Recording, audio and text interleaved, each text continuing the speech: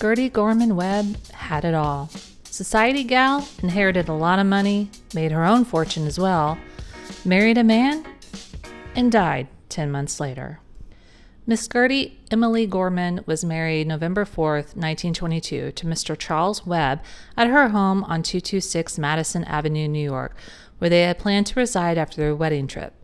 This marriage announcement was in the society pages of the New York Tribune. I couldn't find a picture of this house. It no longer exists, as can be said for most mansions in New York City of this time period.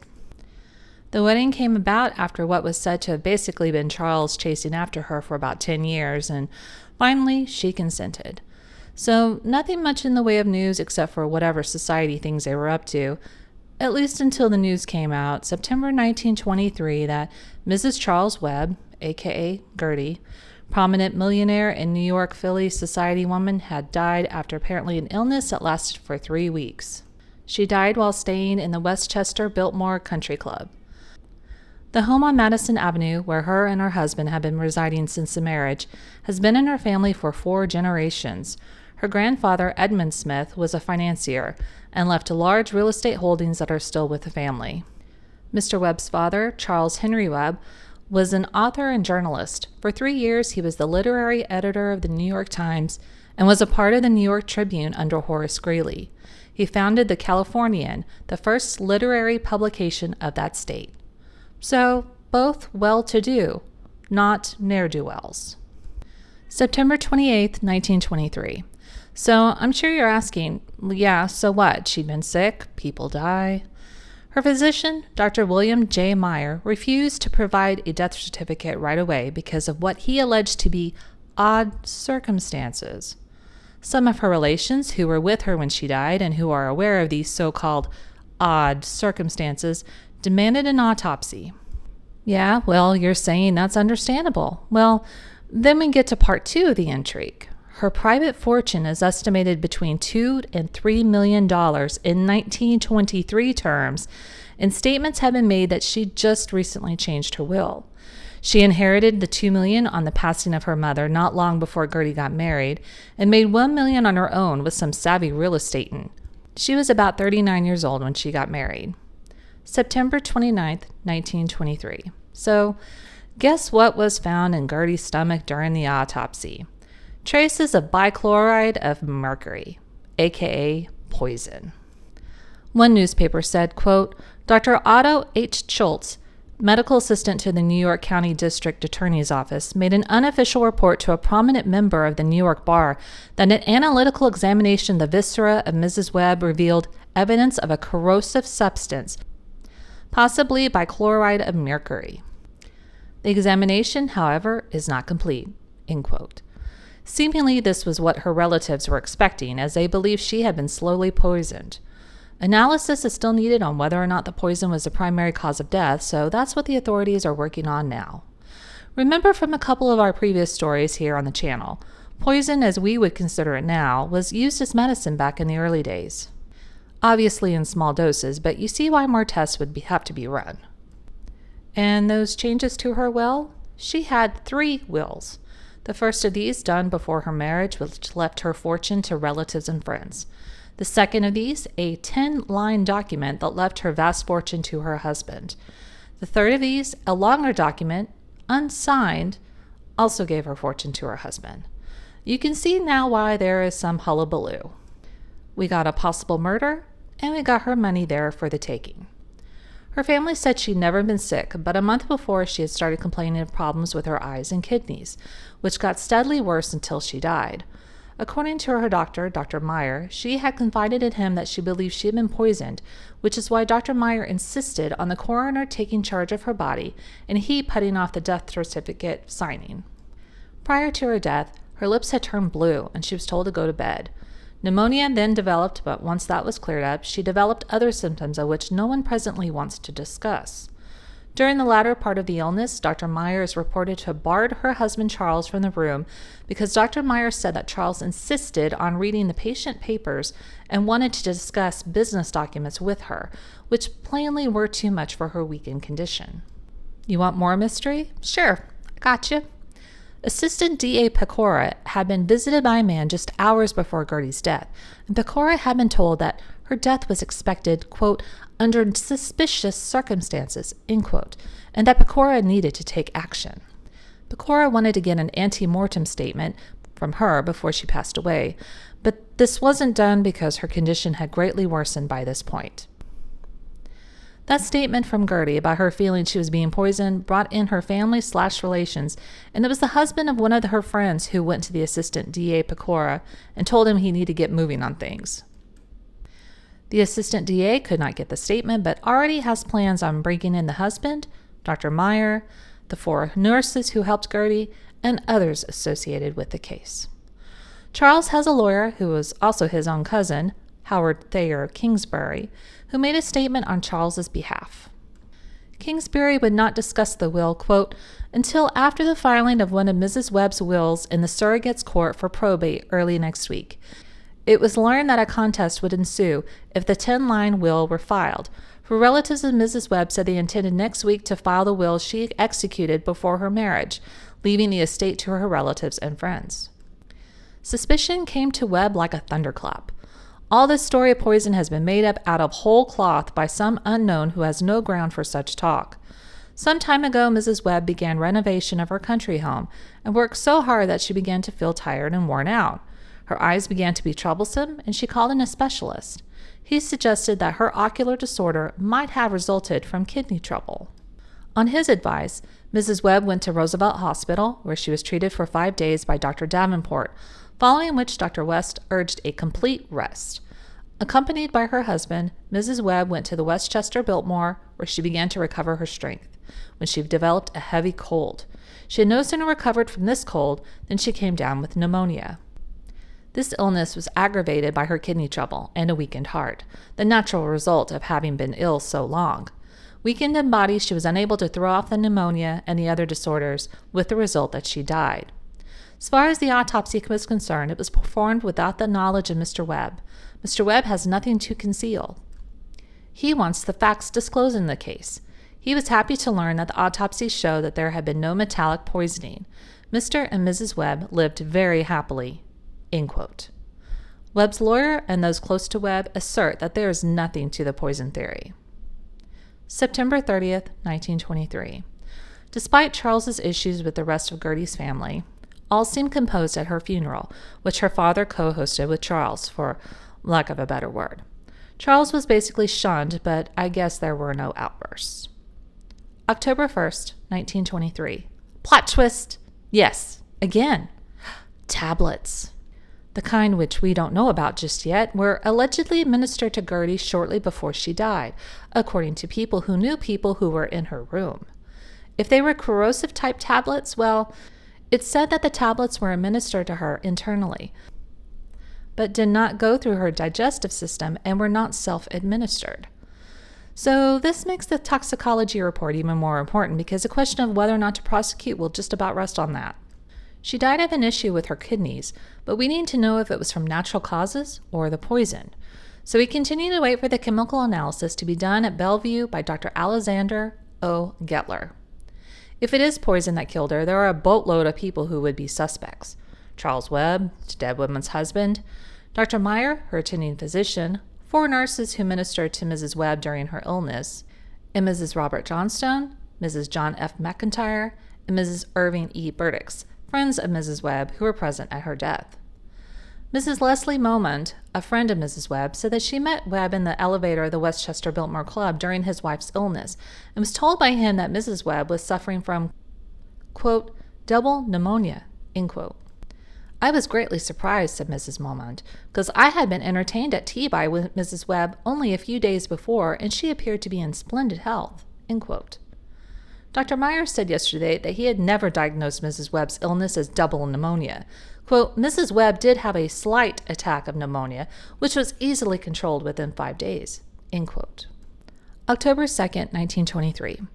Mrs. Webb's friends always have contended that Gertie Gorman, as they knew her, was not a man's woman. She had not cared for the companionship of men and had waited until she was nearly 40 years old before she consented to matrimony. Webb's persistence, extending over a decade, broke down her natural aversion to wedlock. Gertie's friends were so surprised at her announcement that she was to wed Charles that they openly avowed that some unusually strong influence must have been brought to bear upon the woman whom they had come to regard as a confirmed spinster. Some of the friends were so frank in their comments about Charles that they became estranged with Gertie. Mrs. Webb's relatives seemed to think in the beginning that Charles was just existing as a friend. And then Gertie's mother died, and Gertie was left to live with her dad, who I'm assuming wasn't as anti-Charles as the mother was. Charles brought down his sweetheart's resistance, and down the aisle they went. The following were what aroused the suspicions: that Mrs. Webb should have died a little more than 10 months after her marriage, that she should have executed a 10-line will leaving all her estate to the husband, that the dying woman should have expressed misgivings as to the nature of her fatal illness, that she should have made deathbed statements to friends of her recent unhappiness, that Charles should have remained strictly out of the sick room during the last 10 days of his wife's illness. Well, that was because of Dr. Meyer, which he'll publicly admit to later. So Dr. Gettler, our toxicologist that we've been waiting on, is finally taking center stage. He found a corrosive mineral poison in the kidney tissues and that it had been injected. Whether this poison was in quantity to cause death was not divulged. So we're getting there slowly. And boy howdy, people have many opinions. Quote, "This will prove more sensational than the Ward case," end quote, said Coroner Fitzgerald. What that's about, I'll have to look into it. Quote, "I don't see anything to it, nothing to get excited about now, at least," said District Attorney Rowland.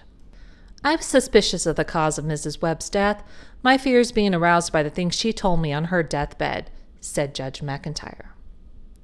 Quote, "I watched Mrs. Webb die. We, her friends, watched like hawks. I talked to various people and was told many, many things enough to hang someone," said Mrs. Johnstone. Quote, "I would not sign a death certificate because I did not believe Mrs. Webb's death natural," said Dr. Meyer. Quote, "My wife died of natural causes, of that I am sure," said Charles Webb. "I have assigned 2 detectives to this case, and they will continue their investigation," said Captain Arthur Carey, head of the New York Homicide Squad. October 3rd, 1923. Charles broke his silence today, charging that relatives seeking their share of his dead wife's will were responsible for all of it. Gertie's father answered that charge by filing a protest over the will that Charles prefers be the will of record. Her father said that one or more persons held undue influence over her will, and that when she had signed the document, she, quote, "did not have testamentary capacity," end quote. So remember, the questions before the grand jury are, was she murdered? And then the whole hullabaloo with the wills. The grand jury is to review the facts of the cases presented to them and see if it should go to a formal trial with indictments, if there is enough evidence, etc. Dr. Meyer spoke to the grand jury and admitted, quote, "It is true I ordered Webb kept from his wife's sick room. If I did not, she would not have lived as long as she did. He insisted on talking business matters with her, and I would not permit this. But this is not the only reason I barred him. I gave the grand jury the full story," end quote. Mrs. Johnstone already has told DA Arthur Rowland of a mysterious medicine Mrs. Webb was, quote, "taking at the direction of another, little pills which came in a bottle," end quote, a.k.a. the tablets. Coroner Fitzgerald has now whipped around and said that he believes she died of natural causes. Wait, what? October 4th, 1923. One of the developments in the case yesterday was the statement by Dr. Meyer that when he informed Charles that his wife's death was imminent, the latter replied, quote, "We have been together for 10 years. One day lost does not matter," end quote. Later, Charles did visit the sick room. The doctor said, quote, "But he manifested no interest and left in about 10 minutes. He never saw his wife alive again," end quote. But wasn't that because you wouldn't let him in there, Dr. Meyer? The will of Mrs. Webb, known as the 10-line will, was filed for probate Monday. It left everything to Charles, her husband. It was this will, according to Mrs. Webb's alleged statement to Judge McIntyre, her old friend, that she did not remember signing.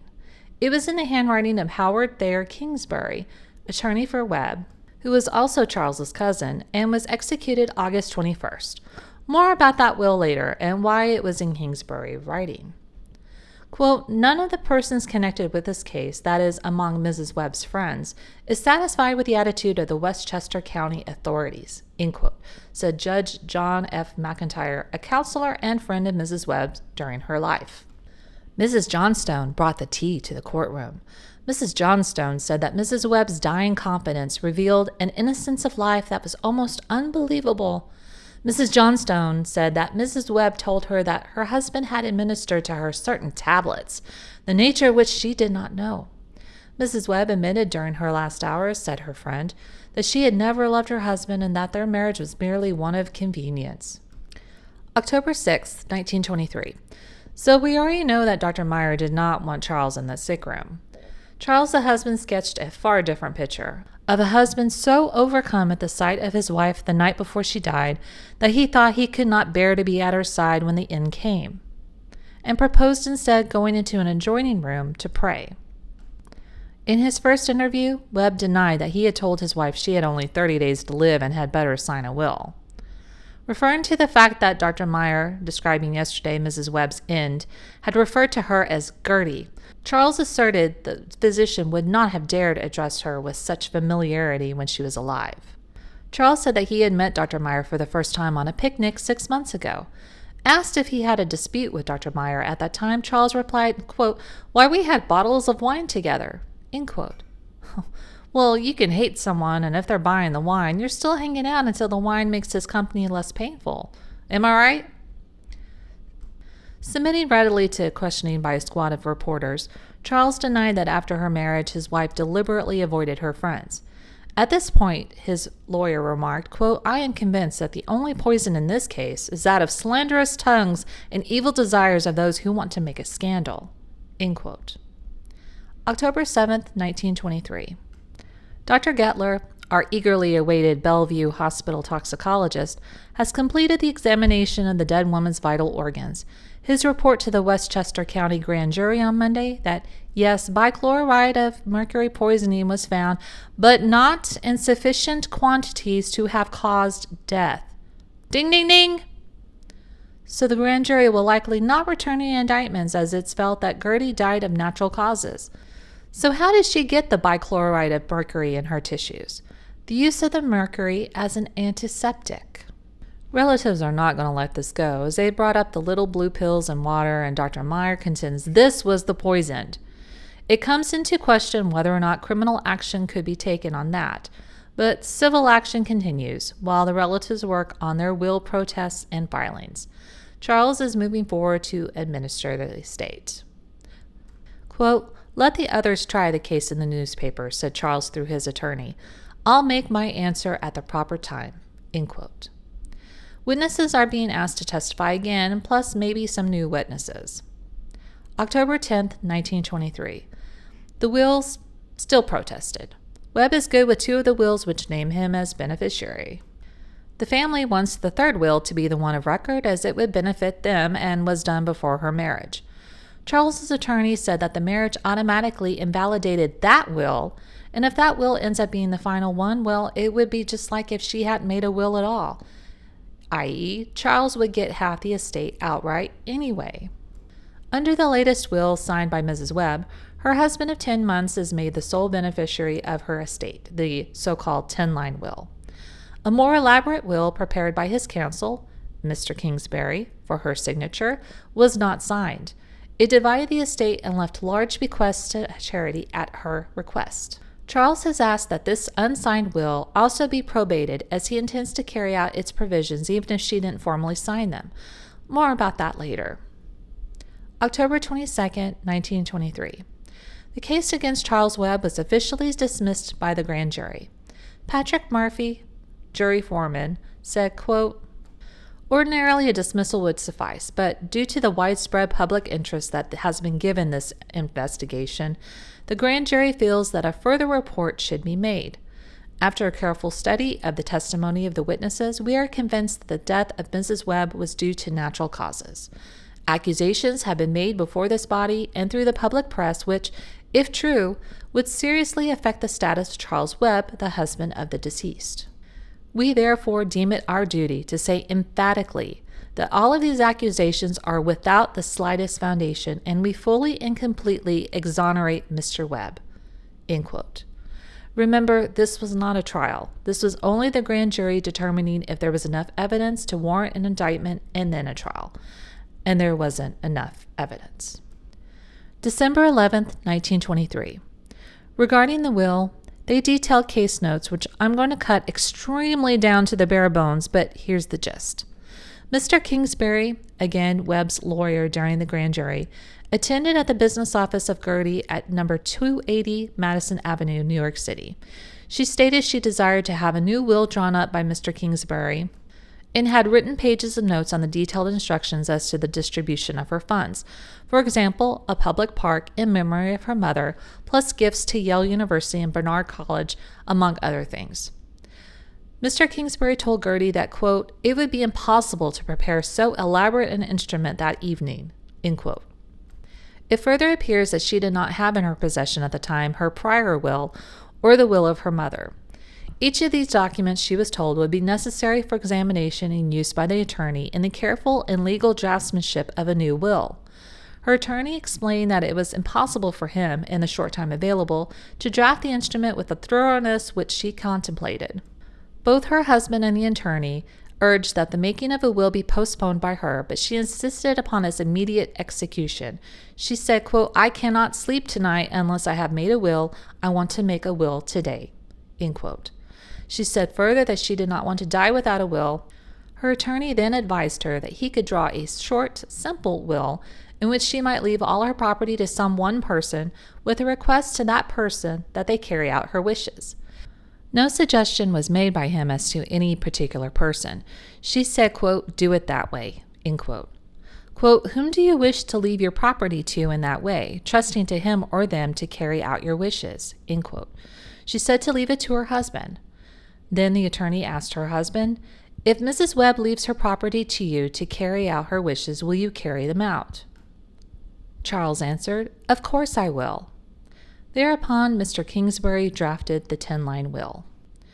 The testimony of the will draftsman and the other subscribing witness stands as not contradicted.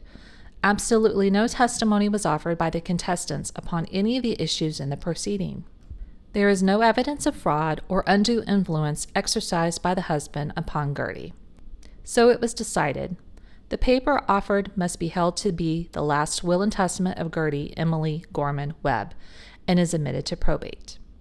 Charles Webb was cleared of having used fraud or undue influence with regards to Gertie's will. Surrogate Foley said that the will should not be broken when the relatives asked that it be broken.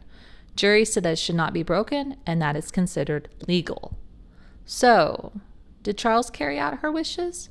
I know for sure that he carried out at least one. She had asked for a park to be named for her mother. Amelia Gorman Park, located in New York City on a steep hill from Broadway to Wadsworth Terrace, honors Gertie's mother. Charles donated $25,000 in 1929 for construction of the park and $50,000 for a trust to go towards the maintenance.